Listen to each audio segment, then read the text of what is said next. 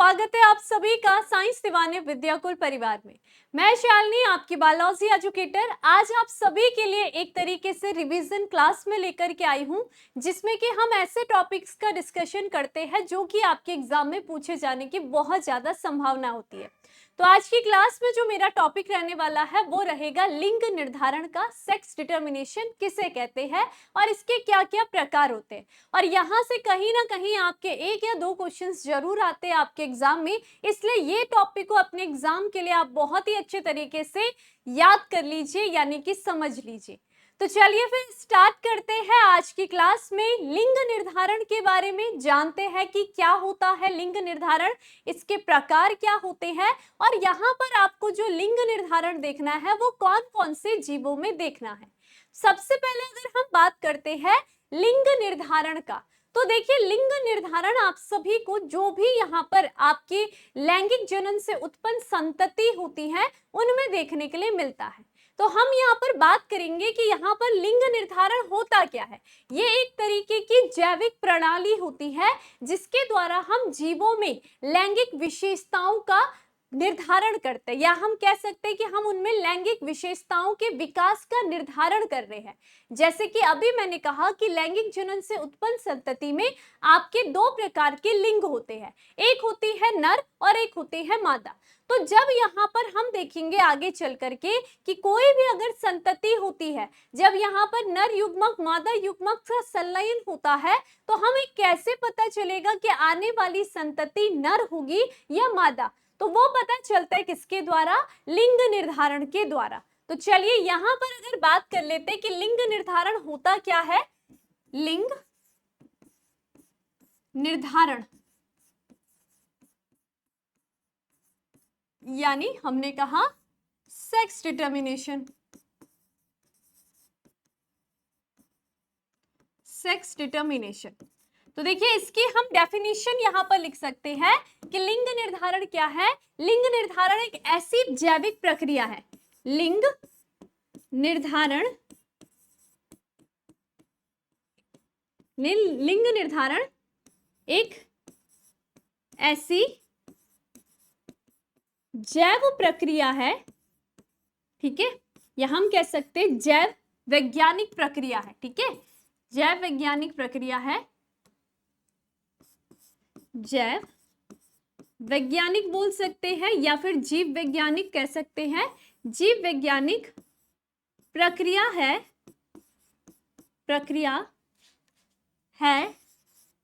जिसके द्वारा, ठीक है, जिसके द्वारा लैंगिक विशेषताओं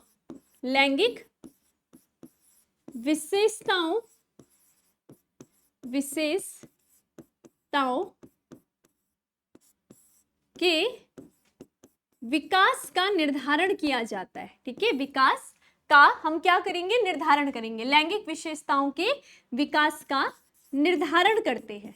क्लियर बात है, निर्धारण की अगर हम बात कर रहे हैं, निर्धारण करते हैं।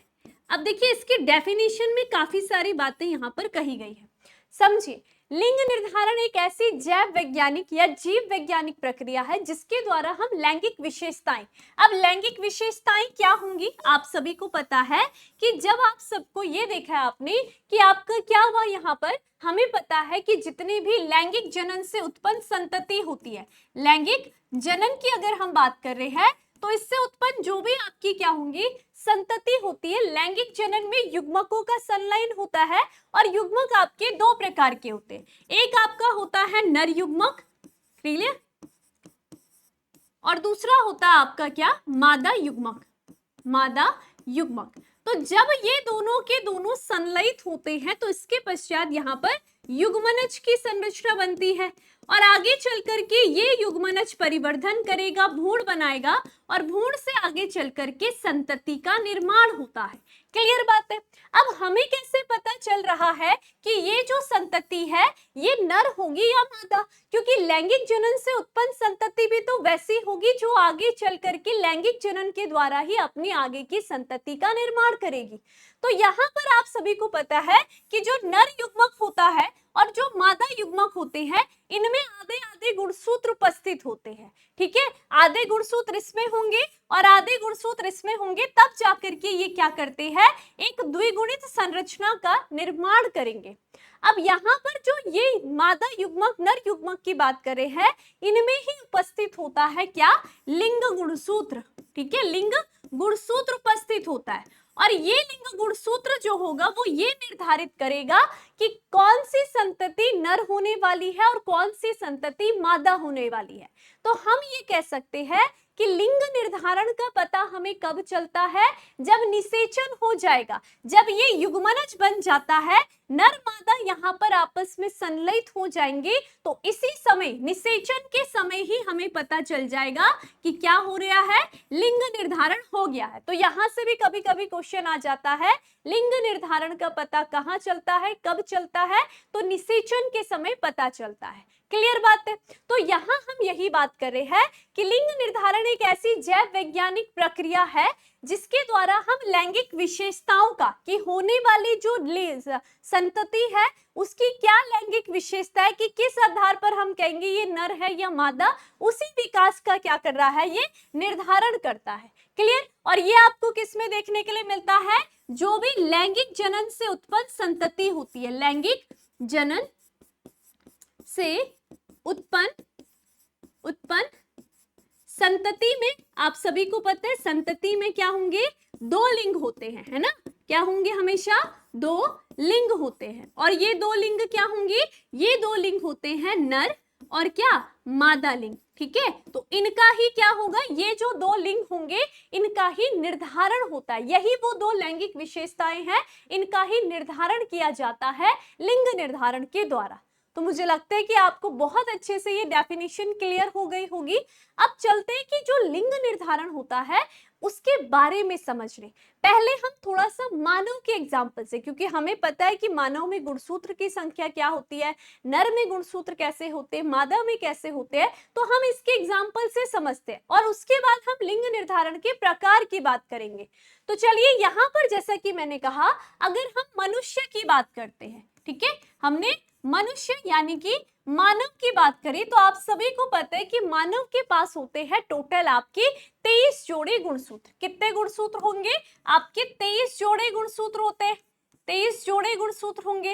अब अगर हम देखा जाए कि जो 23 जोड़े में से, ये जो 23 टोटल गुणसूत्र होते हैं, 23 जोड़े गुणसूत्र, इनमें अगर हम बात करते कितनी, 22 जोड़े गुणसूत्र की। ठीक है, अगर हम किसकी बात कर रहे हैं, 22 जोड़े गुणसूत्र की अगर हम बात करते हैं, तो अगर हम इनको देखेंगे नर और मादा में, किस में देख रहे हैं, ये जो होंगे ये नर और मादा में कैसे होंगे, समान होते हैं, यानी कि एक समान ही होते हैं। क्लियर, समान प्रकार के होते हैं। क्लियर क्लियर, यानी कि सारे के सारे कैसे होंगे, XX होते हैं, है ना, गुणसूत्र जोड़े में पाए जाते हैं तो सारे के सारे गुणसूत्र कैसे होंगे, XX होते हैं। तो ये जितने भी 22, एक संख्या से लेकर के 22 तक जो गुणसूत्र है, उन गुणसूत्रों को हम क्या कहेंगे, अलिंग गुणसूत्र कहते हैं। ये जो गुणसूत्र कहलाते हैं ये क्या कहलाएंगे, अलिंग गुणसूत्र कहलाते हैं। ठीक है, अलिंग गुणसूत्र यानी कि हम इसको क्या कहते हैं, ऑटोसोम कहते हैं। क्लियर बात है, ये ऑटोसोम कहलाएगा। समझ में आ गया। उसके बाद अब बात करते हैं कि जो बचा एक जोड़ी गुणसूत्र है, यहाँ पर ये जो एक जोड़ी गुणसूत्र की अगर बात करते हैं, एक जोड़ी गुणसूत्र की बात करते हैं, तो ये यहाँ पर नर और मादा में भिन्नताएं उत्पन्न कर लेते हैं, क्योंकि ये मात्र एक जोड़ी गुणसूत्र ही, अगर हम देखेंगे कि मादा में ये कैसा होगा, मादा में जब हम इसकी बात करते हैं तो मादा में ये 23वां जो गुणसूत्र होता है वो XX गुणसूत्र होता है, जबकि अगर हम नर की बात करेंगे तो नर में ये गुणसूत्र कैसा होगा, XY होता है। क्योंकि लिंग गुणसूत्र यहाँ पर हम बात कर रहे हैं, ये जो एक जोड़ी गुणसूत्र है ये मादा में XX है जबकि नर में XY है, ये दोनों में अलग अलग है, इसलिए हम इनको क्या कहेंगे, लिंग गुणसूत्र कहते हैं। ये क्या कहलाएंगे, आपके लिंग गुणसूत्र कहलाते हैं। लिंग गुणसूत्र यानी कि आपका हो जाएगा सेक्स क्रोमोसोम की हम इसमें बात करते हैं, ये क्या है, सेक्स क्रोमोसोम। अब यहां से एक बात बहुत स्पष्ट हो गई है कि लिंग निर्धारण कौन से गुणसूत्र के द्वारा होगा, लिंग निर्धारण होता है नर और मादा में उपस्थित लिंग गुणसूत्रों के द्वारा। लिंग गुणसूत्रों के द्वारा कैसे होगा? अगर कोई संतति में उसका 23वां जोड़ा गुणसूत्र क्या है? XX है, तो इसका मतलब संतति आपकी पुत्री होती है। और अगर किसी गुणसूत्र में, या हम कह रहे कोई संतति है, हमने उसका लिंग निर्धारण में देखा कि उसमें गुणसूत्र कैसे है आपके XY है, तो इसका मतलब वो संतति कैसी होगी? वो पुत्र होती है, क्योंकि XY की संरचना क्या हो रही है? पुत्र दर्शा रहा है, नर दर्शा रहा है। तो यहाँ पर आप देख सकते हो कि नर के द्वारा, क्योंकि इसके पास क्या है? अलग अलग गुणसूत्र है, तो इस गुणसूत्र के द्वारा ही निर्धारण होगा कि आने वाली संतति नर होगी या मादा, क्योंकि इसके पास विषम है। मादा के पास सारे के सारे XX है, ये भी XX है, लेकिन यहाँ पर ये जो Y गुणसूत्र आ गया ना, ये जो XY का क्रम आ गया है, यही निर्धारित करेगा कि आने वाली संतति नर होगी या मादा। क्योंकि जब आप इनके युग्मक बनाओगे, युग्मक संलयन होगे, तो क्या पता इस X के साथ नर का X मिलेगा, तो जब X के साथ X मिलेगा तो संतति कैसी होगी? युग्मनज जो बनेगा वो पुत्री बनेगी, है ना। हमने अभी यहाँ पर बात करी कि ये जो युग्मक है, ठीक है, माना बात ये नर का युग्मक X है और ये मादा का युग्मक X है, तो इसका मतलब जब XX मिलेंगे तो संतति XX होगी। इसका मतलब ये संतति कैसी होगी? पुत्री की संतति होगी, है ना। और वहीं अगर हम दूसरा एग्जाम्पल देखें, अगर हमने कहा कि ये जो आपकी संतति है ये Y संतति है और ये मादा के पास क्योंकि X ही गुणसूत्र होते हैं, तो संतति क्या बनेगी आपकी? जो संतति आपकी बन रही है वो कैसी बनेगी? वो आपकी XY वाली बनेगी, यानी कि ये XY क्या बता रहा है? आपके नर की संरचना, पुत्र की संरचना बता रहा है, ठीक है। तो निर्धारण किसने करा? इस Y ने निर्धारण करा कि पुत्र की संरचना बनेगी, लिंग निर्धारण कर रहा है।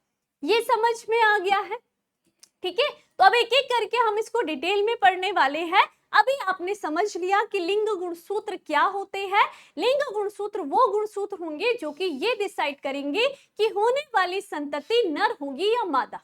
क्लियर? अब जो लिंग निर्धारण होते हैं वो भी आपके कितने प्रकार के होंगे? 2 प्रकार के होते हैं। जब हम किसकी बात करेंगे?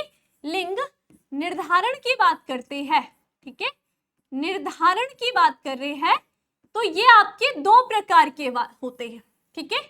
2 प्रकार के कैसे होंगे? क्योंकि आप सबने अभी अभी देखा कि जिस भी गुणसूत्र में विषम युग्मता होगी, यानी कि जिस भी गुणसूत्र का पेयर अलग अलग होगा, जैसे अभी आपने मनुष्य में देखा XY, तो ये X और Y अलग अलग है ना।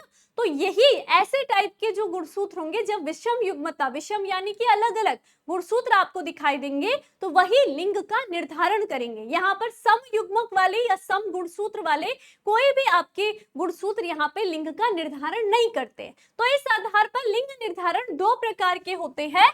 एक होती है यहाँ पर क्या? नर विषम युग्मता, नर विषम युग्मता, ठीक है, यानी कि मेल हेटेरोगैमी, ठीक है। और दूसरी होती है मादा विषम युग्मता, मादा विषम युग्मता, यानी कि क्या हो जाएगा? फीमेल हेटेरोगैमी, हेटेरोगैमी। क्लियर? अब ध्यान से देखो, यहां पर किस किस में नर विषम युग्मता का मतलब है कि नर के द्वारा लिंग का निर्धारण हो रहा है, ठीक है। नर विषम युग्मता का मतलब क्या होता है? नर के द्वारा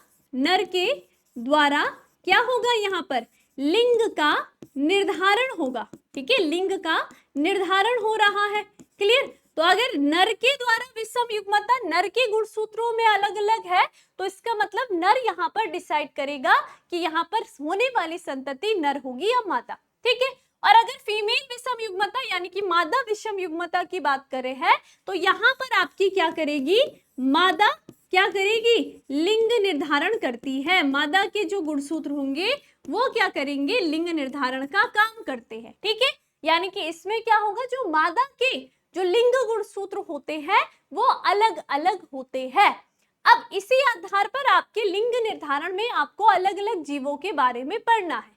सबसे पहले आप इसमें पढ़ने वाले हो किसके बारे में? कीट के बारे में, है ना। अगर हम कीटो में लिंग निर्धारण की बात करेंगे, कीटो में लिंग निर्धारण की बात करेंगे तो कीटो में जो लिंग निर्धारण होता है वो कैसा होगा आपका XX0 प्रकार का होता है। अब इसका मतलब क्या है कि यहाँ पर ये जो XX है यानी कि ये क्या है, सम है, तो इसका मतलब ये क्या हो जाएगी, फीमेल हो जाएगी। और ये X0 क्या है, विषम है, तो इसका मतलब ये क्या हो जाएगा, मेल हो जाएगा। और हम देख रहे हैं कि यहाँ पर नर विषम युग्मता है, तो इसका मतलब कीटो में नर जो है उसके पास विषम आपके गुणसूत्र यानी कि विषम आपको युग्मक देखने के लिए मिल रहे हैं। तो इसका मतलब कीटो में ये जो X0 है ये निर्धारित करेगा कि होने वाली संतति कीट में नर होगी या मादा। क्लियर बात हो गई है, ठीक है। दूसरा आपने इसी में पढ़ना है आपका किसके बारे में, मानव के बारे में। तो मानव में अभी अभी आपने देखा मानव में जो लिंग निर्धारण होता है वो किस प्रकार का होगा, अभी अभी हमने पढ़ा था कि वो कैसा है, अगर उसके मादा गुणसूत्रों की बात करें तो वो तो XX होती है, सम युग्मक की होती है, लेकिन अगर नर की बात करें तो XY होता है। तो XX का मतलब क्या है, ये सम युग्मक की, ये फीमेल होगी, और XY देख रहे हो ये मेल है। तो यानी कि XY जैसे कि X0 और यहाँ पर XY है, तो XY यानी कि ये नर विषम युग्मता दर्शा रहे हैं। तो मानव में नर निर्धारित करेगा कि होने वाली संतति नर होगी या मादा। कॉन्सेप्ट क्लियर, ठीक है, ये आपने ध्यान रखना है। तो ये दोनों आपने नर विषम युग्मता में पढ़ने हैं। और दूसरे आ जाते हैं मादा विषम युग्मता की बात करते हैं। तो मादा विषम युग्मता का मतलब ये है कि यहाँ पर मादा निर्धारित करेगी कि होने वाली संतति नर होगी या मादा। लेकिन अब यहाँ पर मादा विषम युग्मता है तो इसका मतलब मादा के जो गुणसूत्र होंगे यानी कि जो युग्मक होंगे वो अलग अलग होंगे, ठीक है। तो ये हम देखते हैं किसमें, यहाँ पर आपको एक एग्जाम्पल पढ़ना है किसके बारे में, पक्षी में, ठीक है, जो आपकी बर्ड्स होती है आपको उसमें पढ़ना है। और पक्षी में जो लिंग निर्धारण पाया जाता है वो कैसा प्रकार का पाया जाएगा, ZZZW प्रकार का, ZZZW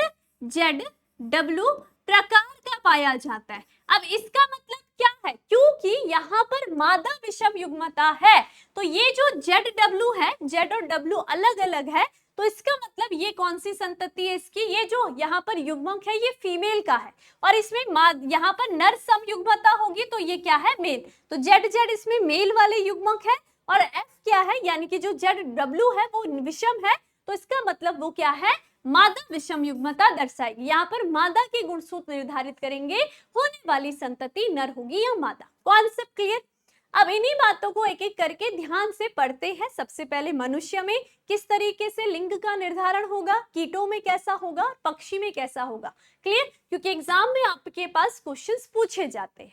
तो देखिए यहाँ पर हमने क्या देखा, यहाँ पर आपका जो नर होगा मानव में नर निर्धारित करेगा होने वाली संतति नर होगी या मादा, क्योंकि उसके पास XY है। उसी तरीके से अगर ये आपको ड्रोसोफिला दे रखी है तो इसमें भी आप देखोगे इसमें भी XY यहाँ पर नर ही निर्धारित करेगा। पक्षी की बात करें तो यहाँ पर आप सभी को पता है ये मादा की संरचना है, तो मादा डिसाइड करेगी होने वाली संतति नर होगी या मादा। चलिए अब एक एक करके इन सभी का अध्ययन करते हैं। सबसे पहले मनुष्य में लिंग निर्धारण की बात करते हैं। तो आप सभी को मैंने बताया मनुष्य में सबसे पहले हम बात करेंगे कि जो लिंग गुणसूत्र है वो कौन कौन से है।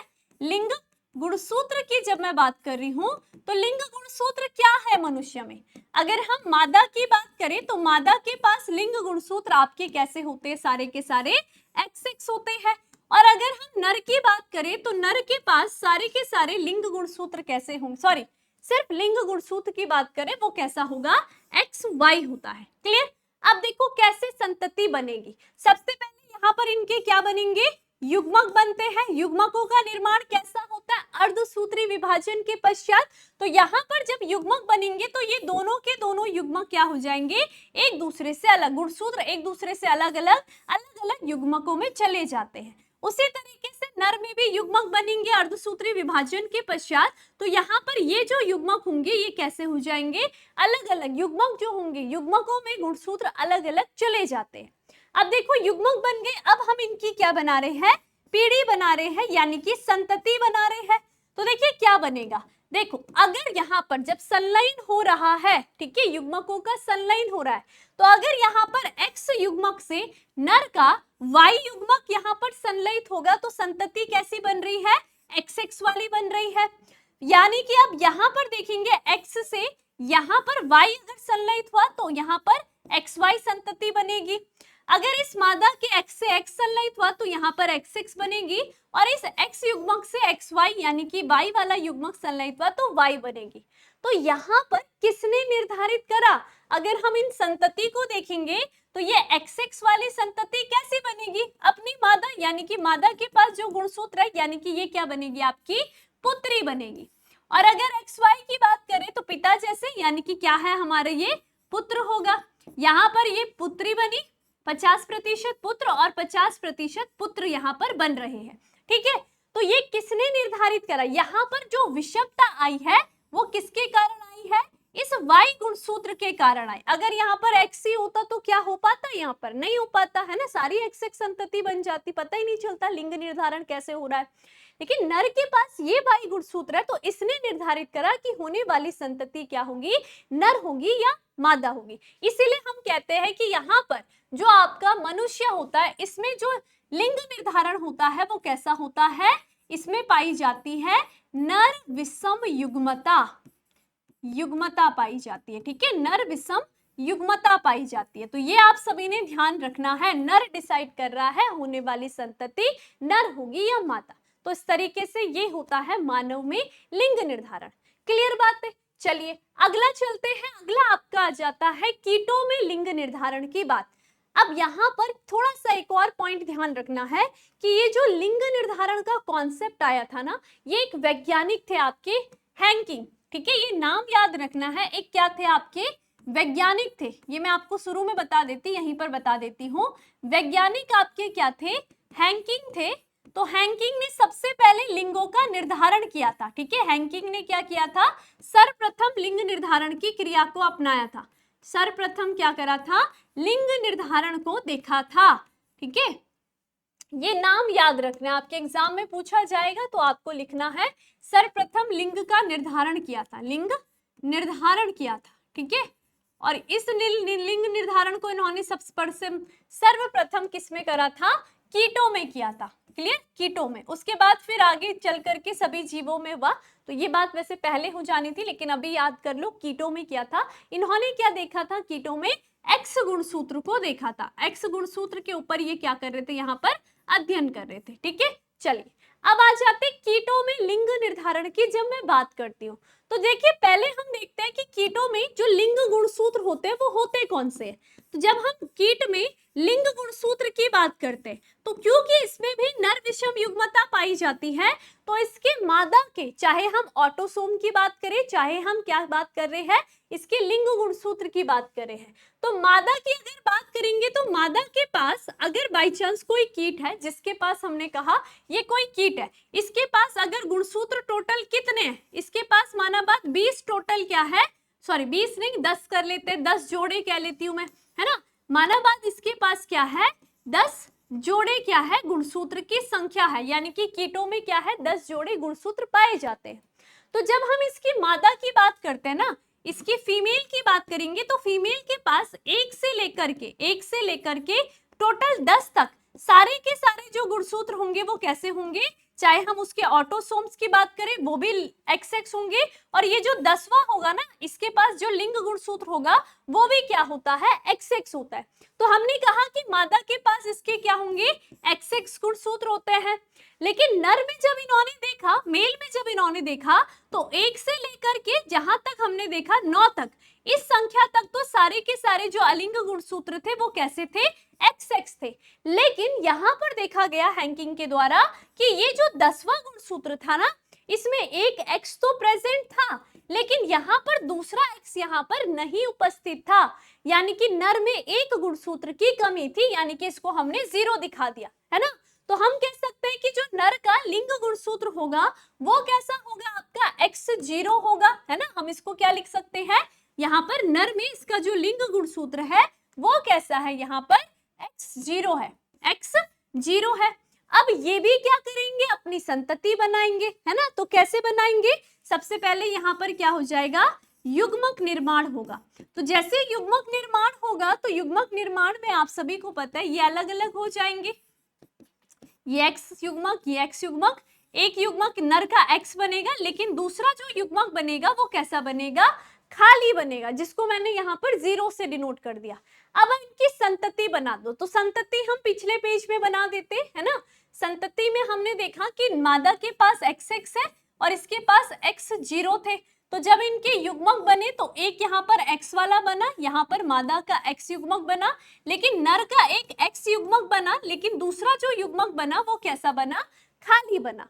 अब कैसे होगा, अब इनकी संतति बनाएंगे, मादा के युग्मक से नर का युग्मक संलयित हुआ तो XX बनाया, मादा के इसी युग्मक से अगर खाली वाला युग्मक संलयित हुआ तो इसमें X0 यानी कि एक गुणसूत्र की कमी दिखाई देगी।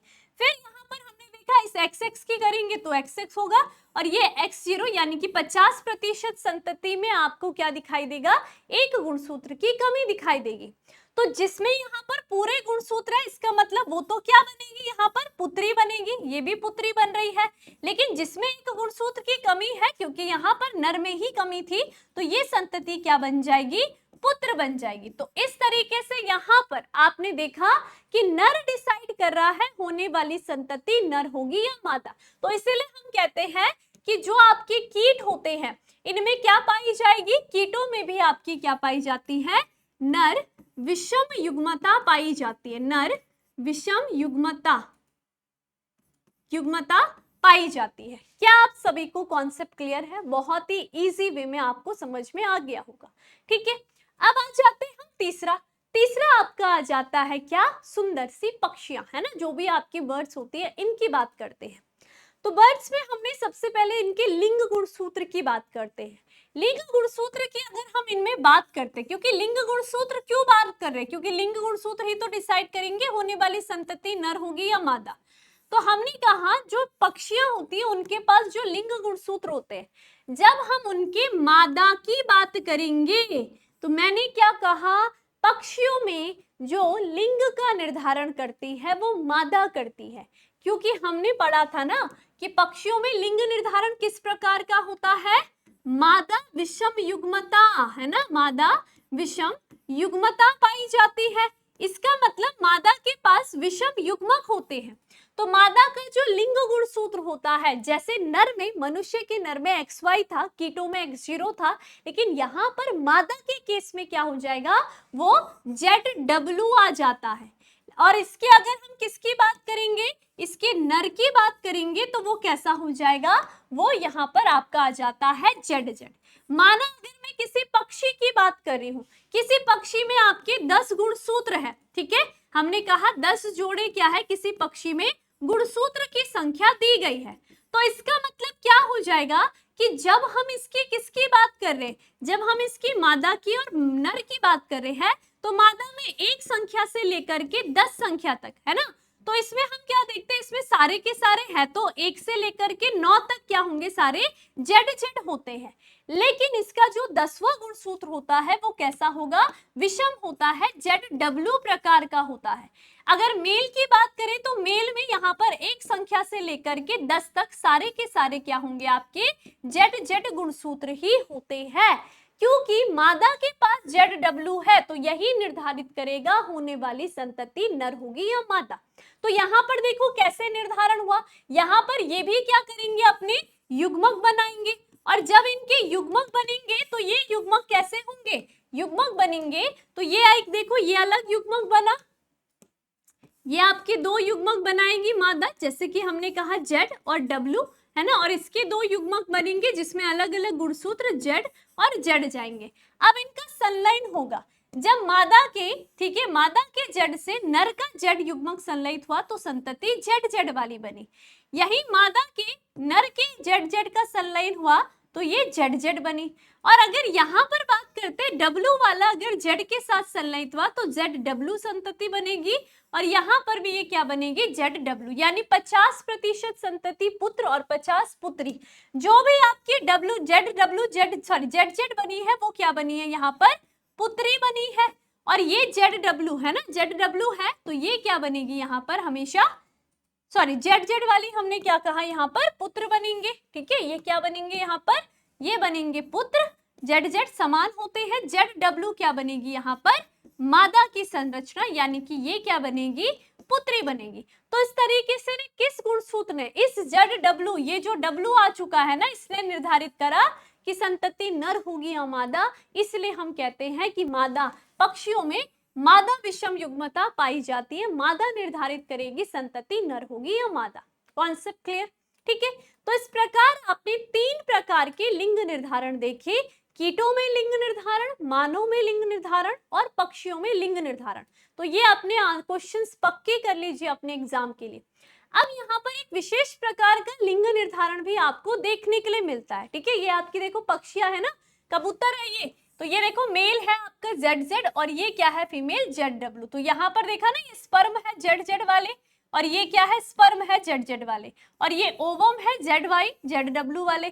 तो जब ये वाला इसके साथ संलयित होगा तो यहाँ पर ZZ संतति बनी, तो ये क्या बनेगा पुत्र बनेगा। फिर यही स्पर्म अगर इस ZW के साथ होगा तो यहाँ पर ये संतति क्या बनेगी, यहाँ पर आपके यहाँ पर मादा बनेगी, है ना। ये स्पर्म जब इसके साथ फिर ZZ बना और एक क्या बनी आपकी ZW बनी। तो इस तरीके से लिंग का निर्धारण मादा के द्वारा होता है पक्षियों में। अब आ जाते हैं मधुमक्खियों में लिंग निर्धारण की जब बात करते हैं। मधुमक्खियों में जो लिंग निर्धारण होता है वो कैसा होता है, अगुणित द्विगुणित प्रकार का। कैसा होगा, अगुणित, ठीक है, द्विगुणित प्रकार का लिंग निर्धारण, प्रकार का लिंग निर्धारण होता है, लिंग निर्धारण होता है। अब देखो ये कैसे होता है, अब ध्यान से सुनो, इसमें कैसे 2 प्रकार के लिंग निर्धारण होते हैं, अगुणित और द्विगुणित, आधे गुणसूत्र वाले और द्विगुणित, यानी कि इस तरीके का लिंग निर्धारण होता है, ठीक है, इस प्रकार का। अब आप सभी को पता है जो भी आपकी मधुमक्खी होती है, हनी बी होती है, उनमें आपकी 3 उनकी जातियां होती हैं। कौन कौन से सदस्य होते हैं उनके छत्ते में, आप सभी को पता है, एक होती है रानी मधुमक्खी, है ना, एक होती है आपकी रानी मधुप होती है, क्लियर बात है।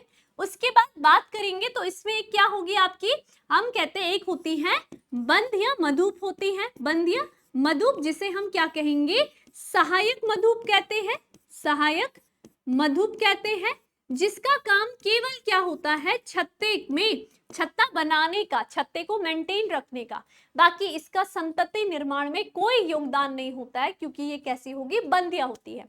और तीसरा इसमें क्या होता है ड्रोन, और ड्रोन क्या होगा इसमें हमेशा ध्यान रखना, ड्रोन होता है नर की संरचना, क्लियर।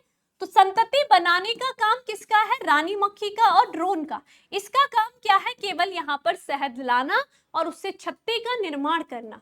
जब हम इनमें गुणसूत्रों की संख्या देखते हैं तो देखो क्या होती है, रानी मधुप में गुणसूत्रों की संख्या कितनी होगी, 32 गुणसूत्र इसमें होते हैं, क्लियर बात है, ठीक है। मधुप, ये जो बंध्य मधुप सहायक मधुप होते हैं, इसमें भी देखेंगे तो यहाँ पर क्या होंगे 32 गुणसूत्र होते हैं, 32 गुणसूत्र, जिन्हें हम क्या कह रहे हैं, ये सारी की सारी द्विगुणित संरचना है। लेकिन जब इसकी नर की संरचना को आप देखोगे ना, इसमें जो गुणसूत्र होते हैं वो आधे होते हैं, जो कि क्या होंगे 16 गुणसूत्र होते हैं, यानी कि क्या होगी अगुणित संरचना होगी। अब ये कैसे, यहाँ पर देखो इसकी जो संतति है उसमें द्विगुणित भी है और एक अगुणित संतति भी है, इसलिए हम इसको अगुणित द्विगुणित प्रकार का लिंग निर्धारण कहते हैं।